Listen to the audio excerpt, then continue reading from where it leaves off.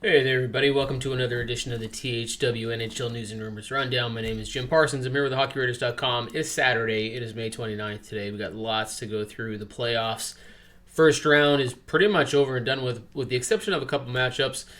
Second round is about to get underway, so there's lots happening, especially off the ice. There's some teams that have been eliminated, and now there's some talk about what's going to happen with some of the players on those teams.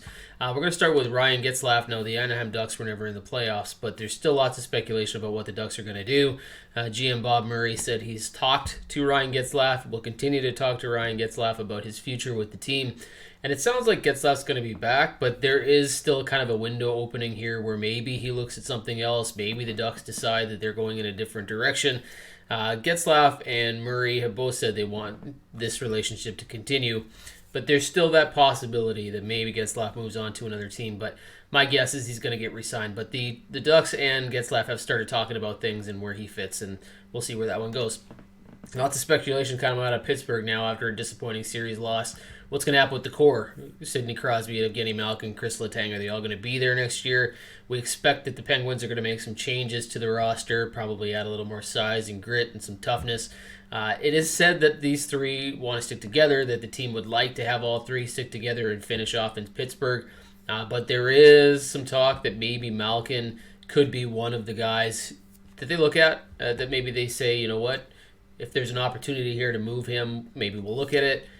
Don't expect that probably is going to happen, but the team might want to talk about it. There's just lots of talk surrounding the Penguins right now because of the fact that they didn't do as well as everybody would have hoped they would have done, and that could lead to some changes, especially with a new GM and a new president kind of running the show there. Tuukka Rask, what's going to happen with him in Boston? Cam Neely says that he and Tuukka Rask have tabled all conversations until the end of the season, that he is confident that Rask wants to come back, but he's not 100% confirmed on that. Doesn't know for sure. Taylor Hall, we know, is looking to probably signing with an extension with the Bruins. David Krejci, maybe a short-term deal, but Rask might be the question mark here. He's a good fit in Boston. He's kind of the guy that you want to have there, but it's not really clear if he wants to retire, if he wants to keep playing, if he wants to try somewhere else. We'll see what happens there, but Neely and Rask are not going to be talking again until the end of the season, and Neely says he's confident that Rask will probably want to return. Sean Monahan, there's some talk out of Calgary that Brad Treliving is listening to offers on Sean Monahan and his availability. Bruce Garrick of the Ottawa Sun has reported this. There's probably going to be some changes in Calgary, whether it's Johnny Gaudreau or Sean Monahan or other players. Even maybe Matthew Tkachuk is looked at, but the core didn't get it done. The core didn't make the playoffs. The core has not done well in the playoffs, period. So there's probably going to be some changes in Calgary.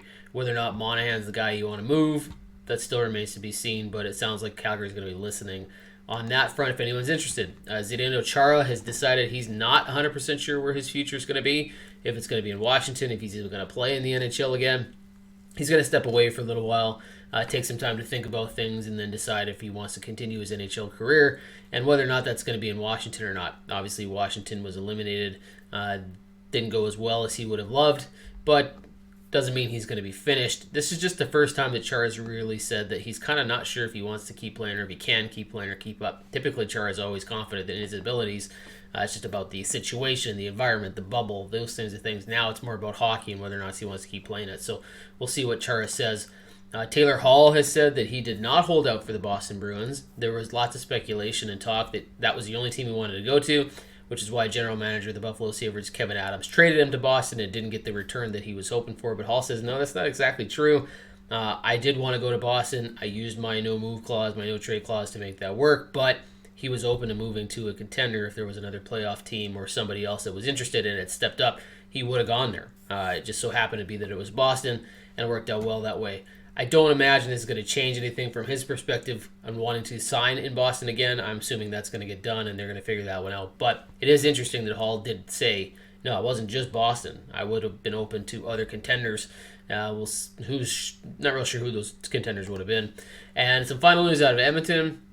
Sounds like things are not going terribly well between the Oilers and Ryan Nugent-Hopkins. There's still some belief that the Oilers want him to come back. Ryan Nugent-Hopkins says he wants to come back, return to Edmonton.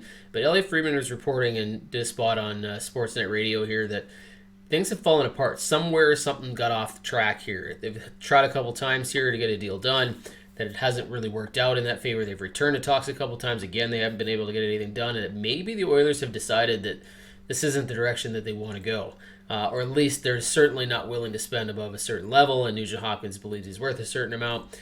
Not sure exactly what that means, if that's going to get done, if it's not going to get done, if the Oilers are going to go a different direction, then maybe circle back to Nugent-Hopkins. But I don't expect that this is going to be something we hear about getting done anytime soon. And Friedman seems to think that it might be hard for these two to get right back on the same page again.